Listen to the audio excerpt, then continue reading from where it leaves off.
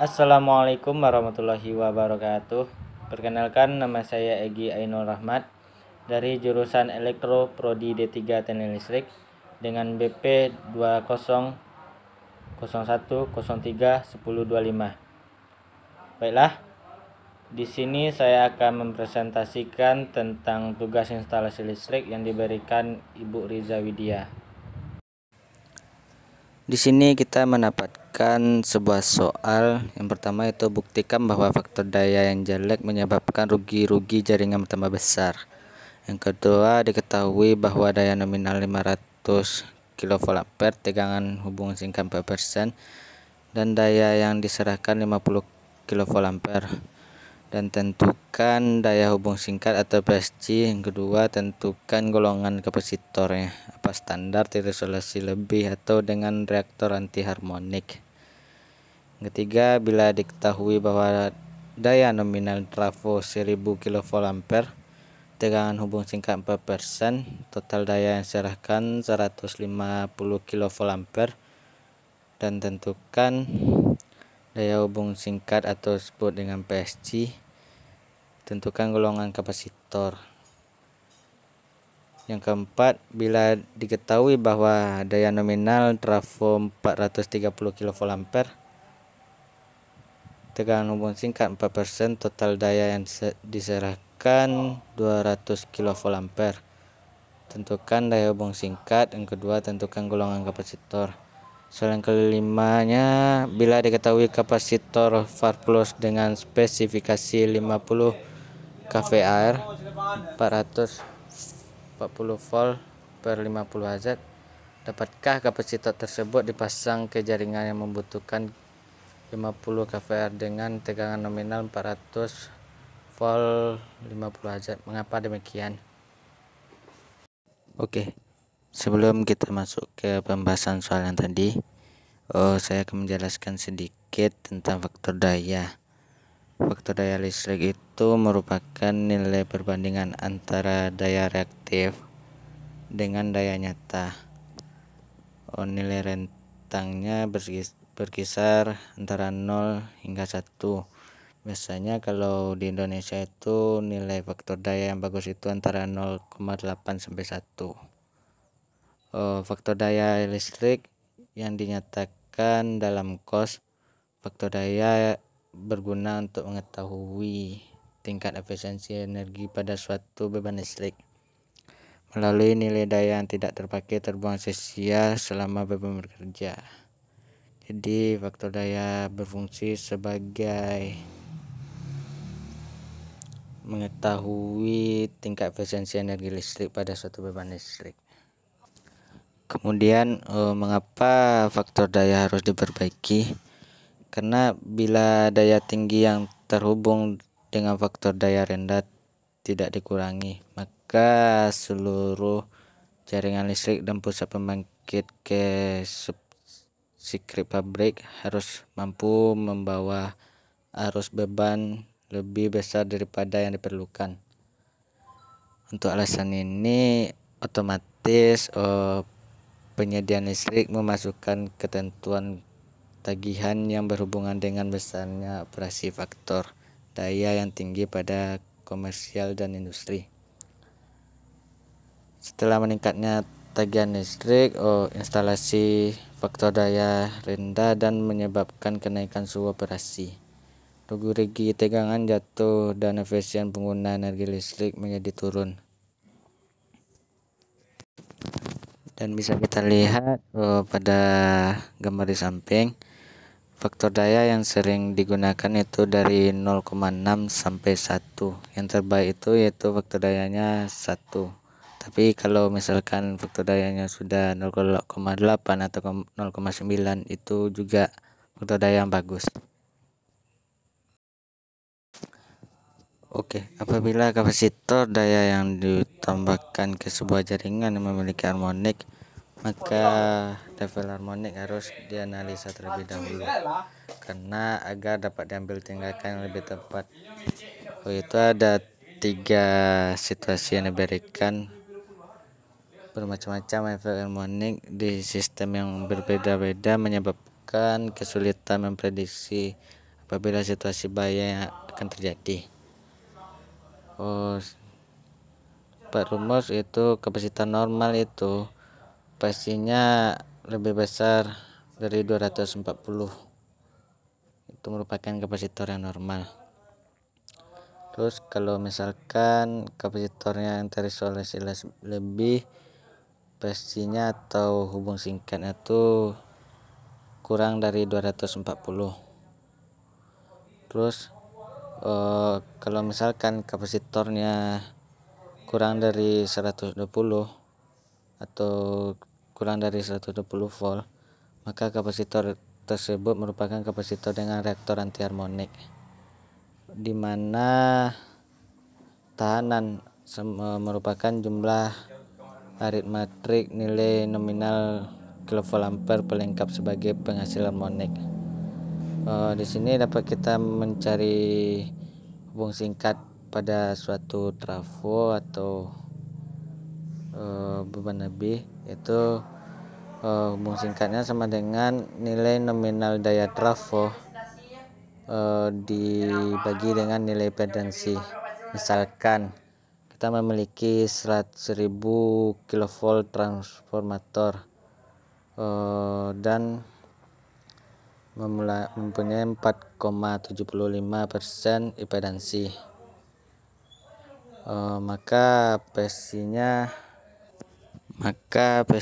atau hubung singkatnya sama dengan 1000 kilo-ohm dibagi dengan 4,75%, dan didapatkan hasilnya 1050 daya hubung singkat. Oke, kita masuk pada soal yang pertama. Buktikan bahwa faktor daya yang jelek menyebabkan rugi jaringan bertambah besar. Di sini faktor daya yang jelek itu kurang lebih bila terjadi cos kurang dari 0,93. Bila cosnya semakin kecil, maka semakin besar. Dengan demikian pengantar yang dibutuhkan juga akan semakin besar, karena jika pengantar yang lebih kecil, maka pengantar tersebut akan mudah panas dan akan mudah terbakar. Yang kedua itu beban tagihan rekening juga akan makin besar, karena rekening listrik dihitung oleh per volt ampere.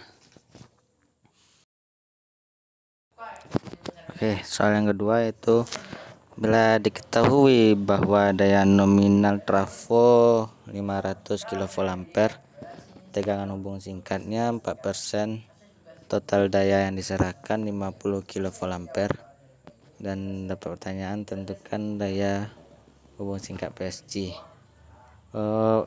Daya hubung singkat PSC itu kita dapatkan rumusnya tadi, bahwasannya daya nominal trafo dibagi dengan tegangan hubung singkat. Ya, daya nominal trafo kita mempunyai 500 kV ampere, kita jadikan volt menjadi 500.000 volt dibagi dengan 4% atau 0,04, maka daya hubung singkatnya yaitu 12.500 kV ampere.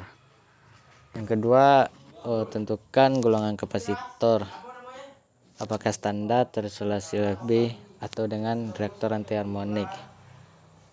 Bila daya yang diserahkan 50 kV ampere, maka nilai ini lebih kecil dari rasio SCC 240. Dengan demikian kita menggunakan kapasitor yang normal. Baik, kita masuk ke soal nomor 3, yaitu bila diketahui daya trafonya 1000 kV ampere, mempunyai tegangan hubung singkat 4%, dan daya yang diserahkan 150 kV. Pertanyaannya tidak beda yang dengan tadi ya. Yang pertama itu daya hubung singkat atau PSC. PSC itu kita dapat mencarinya karena 1000 kV ampere kita jadikan volt menjadi 1 juta dibagi dengan 0,04. dan didapatkan hasilnya 25.000 kVA. Terus SCC nya atau kapasitor yang digunakan, kita mendapat rumus SCC per 240 sama dengan 25.000 dibagi dengan 240 sama dengan 10 kVA.